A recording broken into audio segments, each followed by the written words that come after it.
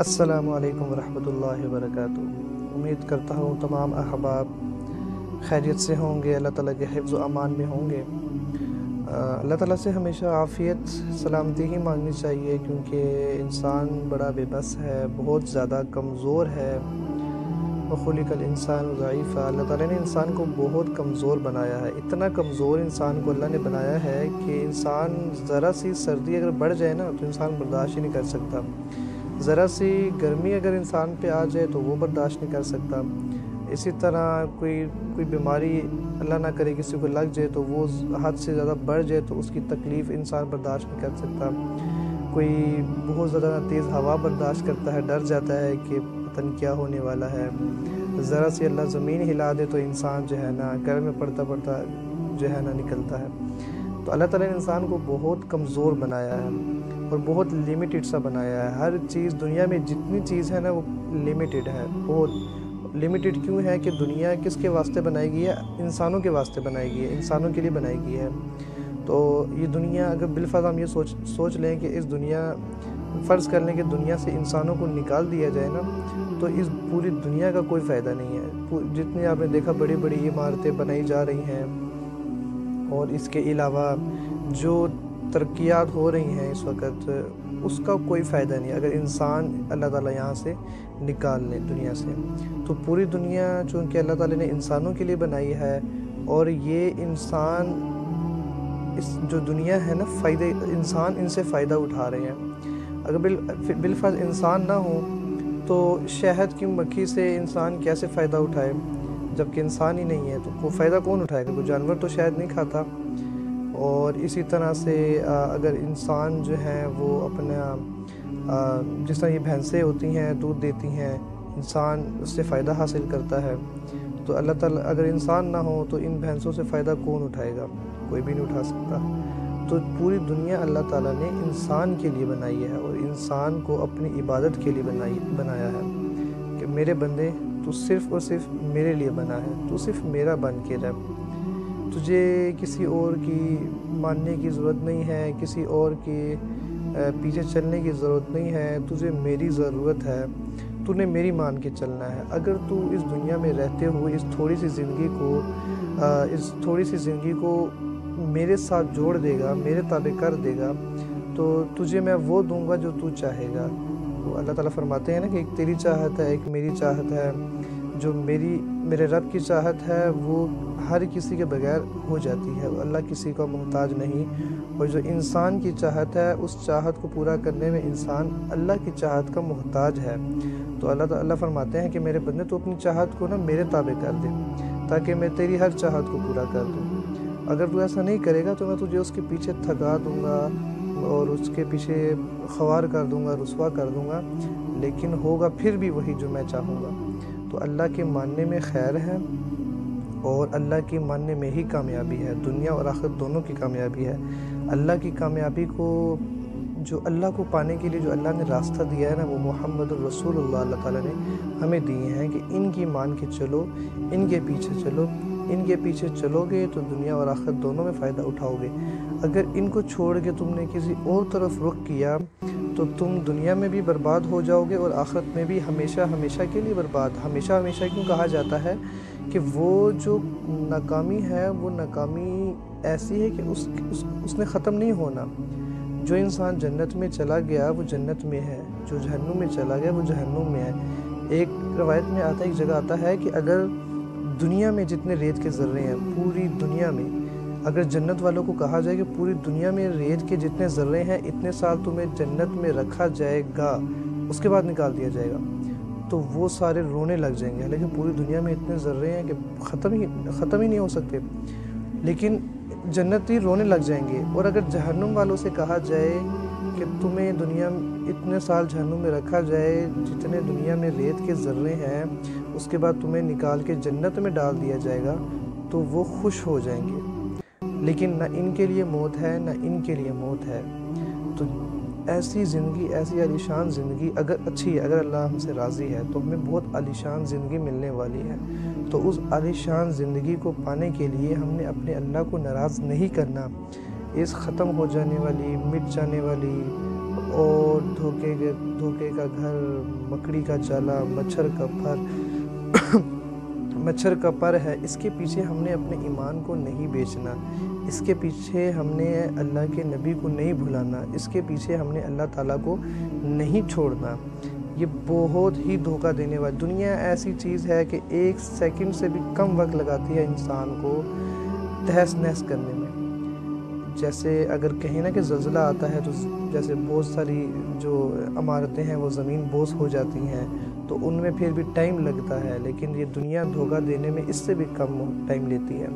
تو اس لیے کہتے ہیں کہ اس دنیا سے بالکل بھی دل نہ لگائیں، نہ دل لگانے کی ضرورت ہے، صرف اللہ سے دل لگائیں، اللہ سے دل لگانے کی ضرورت ہے۔ اللہ نے فرمایا نا کہ اگر تم پیس چاہتے ہو، اگر تم سکون چاہتے ہو، تو وہ سکون تمہیں میری یاد کے بغیر تو نہیں ملے گا۔ الا بذکر اللہ تطمئن القلوب، اللہ تعالیٰ کو یاد کرو گے تو دلوں میں ٹھنڈک آئے گی، خوش رہو گے، سکون پاؤ گے، اور اللہ کو یاد نہیں کرو گے تو در بدر کی ٹھوکریں کھاتے پھرو گے، اور تم کہو گے میں گاڑی لے لوں، گاڑی میں سکون ہے، میں گھر لے لوں، گھر میں سکون ہے، میں اور اپنی آسائشیں پوری کروں، اس میں سکون ہے، لیکن اس میں سکون نہیں ہوگا۔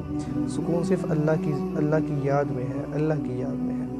تو اپنے اللہ تعالیٰ کو منانے کی ضرورت ہے۔ رمضان چونکہ ختم ہو چکا، ہماری زندگیوں سے چلا گیا، ختم ہو گیا، الحمدللہ اللہ کا احسان کہ اللہ نے ہمیں یہ ببرکت مہینہ ہمیں عطا فرمایا۔ لیکن ختم ہونے کے بعد یہی نہیں کہ چھٹی ہو گئی ہے۔ ہم تو سمجھتے ہیں کہ مسلمان صرف 1 مہینے کا مسلمان ہے، 12 مہینوں میں 1 مہینے کا محتاج ہے۔ رمضان آتا ہے تو سارے جو ہے وہ اپنے تھوڑا سا نیچے آ جاتے ہیں، اپنے غلط کاموں کو تھوڑا سا جو ہے وہ کم کر لیتے ہیں، لیکن یہ صرف رمضان کی حد تک نہیں ہے، یہ پورا مہینہ۔ کیا اللہ ہمیں صرف رمضان میں دیکھتا ہے، رمضان کے علاوہ نہیں دیکھتا؟ کیا اللہ کے فرشتے رمضان میں ہمارے ہر چیز کو نوٹ کرتے ہیں، عام دنوں میں اور عام مہینے میں نہیں نوٹ کرتے؟ کیا عام دنوں میں اللہ تعالیٰ جو ہے وہ غافل ہو جاتے ہیں؟ نہیں، ایسا تو نہیں ہے، ایسا تو بالکل بھی نہیں ہے۔ تو جب ایسا نہیں ہے، ہمیں پتہ ہے کہ اللہ تعالیٰ ہمیں ہر وقت دیکھ رہے ہیں، ہمیں ہر وقت سن رہے ہیں، ہر وقت اللہ کی نظر، کوئی چیز میرے اللہ کی نظر سے نہیں چھپی ہوئی، کوئی چیز میرے اللہ کی نظر سے نہیں چھپی ہوئی۔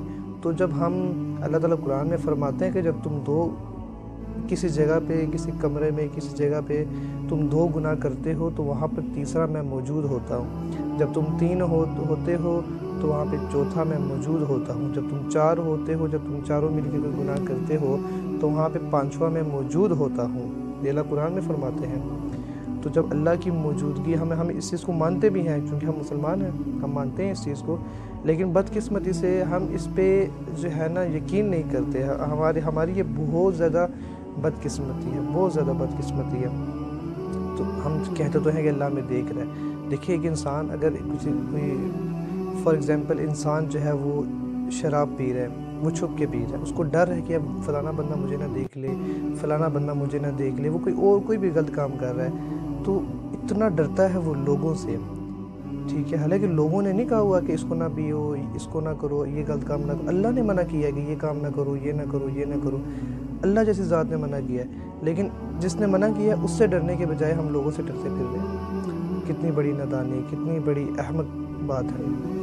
تو اس چیز کو ہمیں اپنی نظر میں رکھنا چاہیے، اپنی نظر کی بھی حفاظت کرنی چاہیے، اپنی نظر میں نظر رکھنی چاہیے کہ ہماری آنکھیں جو ہیں وہ غلط نہ دیکھیں، ہمارے کان جو ہیں وہ غلط نہ سنیں، ہماری زبان ہے وہ کچھ غلط نہ بولے، خاص کر ہماری زبان سے نکلے ہوئے الفاظ کوئی ایسا تیر نہ نکلے جو کسی سینے کے آر پار ہو جائے۔ اس کا بہت احتیاط۔ دیکھیں نمازیں، روزیں، جتنی بھی عبادات ہیں یہ میرا اللہ کی ذات سے امید ہے کہ اللہ معاف کر دے، اللہ کی ذات سے امید ہے، یہ نہیں کہ نمازیں چھوڑ دینی ہے جی اللہ آپ ہی بخشے سی، لیکن نہیں، اللہ معاف کرنے والی ذات ہے، اللہ غفور الرحیم ذات ہے، اللہ بے شک معاف کرنے پہ آئے تو معاف کر دے، ولا ابالی، اللہ تعالیٰ کو کوئی اس کی پرواہ بھی نہیں ہے، لیکن قانون بھی تو ہے۔ کیا جو کربلا میں امام حسن حسین اور سامنے کھڑا یزید شمر وہ برابر تو نہیں ہو سکتے نا؟ کیا رات کو کوئی ایک گناہ کرتا ہے، ایک رات کو کھڑے ہو کے اللہ سے باتیں کرتا ہے، یہ برابر تو نہیں ہو سکتے نا؟ ایک قدم بھی سنبھال کے رکھتا ہے کہ کچھ ایسا نہ ہو جائے کہ اللہ ناراض ہو جائے، اور ایک ساری رات جو ہے وہ غلط کام میں لگا رہتا ہے تو برابر تو نہیں ہو سکتا، قانون تو ہے۔ تو اس لیے میرے بھائیو اللہ کی ذات سے امید رکھنی چاہیے، توبہ کو ہر وقت کوئی بھی انسان ہے، خطا ہو جائے، غلطی ہو جائے تو فوراً توبہ کرو، فوراً نیکی کرو۔ اور میرے نبی کا فرمان بھی ہے کہ جب کوئی غلطی ہو جائے، جب کوئی گناہ ہو جائے تو فوراً نیکی کرو تاکہ کچھ اس کا عدلہ بدلہ ہو جائے، کچھ عدلہ بدلہ ہو جائے۔ تو اس لیے اگر کوئی گناہ ہو جائے تو اس میں فوراً توبہ کی عادت بنائے اور فوراً نیکی کی کوئی عادت بنائے، اور اس کے ساتھ اپنے اخلاق کو اچھا کریں۔ آپ نے فرمایا کہ سارے دن کا روزہ رکھنے والا، ساری رات کا تہجد گزار، اس سے آگے نکل جائے گا اچھے اخلاق والا اس سے آگے نکل جائے گا۔ تو اور آپ نے فرمایا تم اپنے اخلاق اچھے کرو، میں تمہیں جنت الفردوس میں گھر لے کر دوں گا۔ اتنی بڑی یعنی کہ میرے نبی کی سٹیٹمنٹ ہے اور ہم اس سے غافل ہیں کہ ہمارے نبی کہہ رہے ہیں کہ تم اپنے اخلاق صرف اچھے کر لو، جنت الفردوس، آپ کو پتہ ہے جنت الفردوس میں اللہ کے نبی ہوں گے، باقی جنتوں میں تو اللہ کے نبی جنت الفردوس میں ہوں گے، حضرت علی رضی اللہ تعالیٰ عنہ وہاں پر ہوں گے، بڑے صحابہ وہ سارے وہاں پر، حضرت علی رضی اللہ تعالیٰ عنہ وہاں پر موجود ہوں گے۔ تو ایسی جنت میں اللہ تعالیٰ اچھے اخلاق والوں کو لے کر جائے گا، اچھے اخلاق والوں کو پہنچائے گا۔ تم اپنے اخلاق اچھے کرو، میں تمہیں جنت الفردوس میں گھر لے کر دوں گا۔ تو اتنی بڑی سٹیٹمنٹ ملنے کے بعد بھی اگر ہم اپنے اخلاق اچھے نہ کریں، دن بھر ہم دیکھیں اخلاق ہے کیا چیز؟ اخلاق یہ ہے، میں آپ کو بالکل مختصر سے طریقے سے سمجھاتا ہوں، بتاتا ہوں کہ دیکھیں اخلاق یہ ہے نا، جو دو ٹوک بات ہے کہ آپ اپنی زبان سے کوئی ایسا لفظ نہیں نکالے جس سے دوسرے کو تکلیف پہنچے، چاہے وہ ماں ہے، چاہے وہ باپ ہے، چاہے وہ بھائی ہے، چاہے وہ بہن ہے، چاہے وہ خالہ ہے، چاہے وہ استاد ہے، چاہے وہ پڑوسی ہے، چاہے وہ دوست ہے، چاہے وہ کوئی بھی ہے جس کے ساتھ آپ کی کمیونیکیشن ہو رہی ہے، آپ اس کو تکلیف نہ پہنچائیں اپنی زبان سے۔ یہ اس پہ آپ جو ہے نا اپنا پکا ارادہ بنائیں کہ میری طرف سے کوئی تکلیف کسی کو نہ پہنچے۔ المسلم من سلم المسلمون من لسانہ و یدہ، مسلمان ہے ہی وہ، کامل مسلمان والا ہے ہی وہ جو اپنی زبان اور ہاتھ سے کسی کو تکلیف نہ پہنچائے۔ تو اگر ہم کسی کو زبان سے تکلیف پہنچا رہے ہیں، اپنے ہاتھوں سے تکلیف پہنچا رہے ہیں، تو پھر ہم یہ ایکسپیکٹ نہ کریں کہ ہم جو ہے نا بڑے مومن ہیں اور بڑے ایمان والے ہیں۔ ہم ایمان والے نہیں ہیں، کیونکہ اس کے پیچھے میرے نبی نے بتا دیا کہ ایمان والا وہی ہے جو اپنی زبان سے کسی کو تکلیف نہیں پہنچاتا۔ ہم سے ہر بندہ اگر کوئی تکلیف میں ہے، ہر بندہ ہم سے دکھی ہے، تو ہمیں اپنے ایمان کی فکر کرنی چاہیے۔ تو اس لیے جو ہے نا اپنے اخلاق کو اچھا کریں، اپنے اندر برداشت کو پیدا کریں، صبر سے کام لینے والے بنیں، اور اسی کے ساتھ اپنی نمازوں کو پورا کریں، توبہ کو مضبوط رکھیں، ٹھیک ہے؟ یہی باتیں ہوتی ہیں، اسی کو دہرایا جاتا ہے، یہ ایک سبق ہوتا ہے کہ اس کو دہرایا جائے، جتنا کچھ دہرایا جاتا ہے وہ اس لیے دہرایا جاتا ہے تاکہ ہمارے سینے میں آ جائے، ہمارے دل کے اندر آ جائے۔ یہ جو زبان ہے نا، اس زبان سے یہاں تک بالکل یہ دیکھیں اتنا سا فرق ہے، جو ہم یہاں سے بول رہے ہیں یہ ہمارے دل میں آ جائے، تو اس کے لیے صحابہ نے تو اتنا سفر کیا کہ جسے ہم زبان سے بولتے ہیں یہ ہمارے دل تک آ جائے، اتنی قربانیاں دیں۔ تو ہمیں بیٹھے تو ایسا کچھ بھی نہیں ہوگا کہ ہم بغیر دیکھیں نا، ایک پلمبرنگ کا کوئی کام ہو نا، ہم اپنے گھر میں وہ بھی نہیں کر سکتے، کوئی لکڑی کا کوئی کام ہو ہم وہ نہیں کر سکتے، کوئی الیکٹریسٹی کا کوئی کام ہو ہم وہ نہیں کر سکتے۔ تو اتنا بڑا پیارا دین، اتنا خوبصورت دین، صحابہ کی قربانیوں سے ملنے والا دین، وہ اتنی آسانی سے تو ہماری زندگی میں نہیں آئے گا۔ تو اس کو سیکھنے کے لیے اللہ تعالیٰ نے ہمیں ایک بہت خوبصورت محنت دی ہے، دعوت و تبلیغ کی ایک بہت خوبصورت اللہ تعالیٰ نے ہمیں ایک محنت دی ہے۔ اس کام میں لگیں، اس کام کو سیکھیں، اپنے آپ کو بھی جنت والا بنائیں، لوگوں کو کے لیے بھی جو ہے نا ایسے راستے بنائیں کہ وہ بھی جنت میں جانے والے بن جائیں، اوروں کو بھی لے کر جائیں ساتھ جنت۔ صرف اپنی فکر نہ کریں، اوروں کی بھی فکر کریں اور اپنی بھی فکر کریں۔